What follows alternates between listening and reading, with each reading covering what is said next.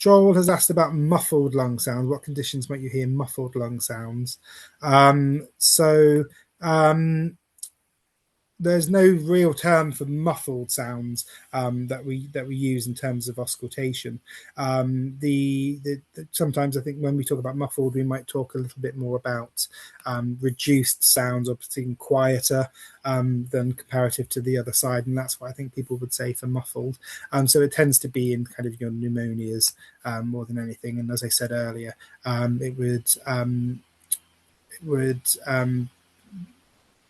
be more likely, in my experience, it's more elderly patients than younger patients, but I have seen this in kids as well.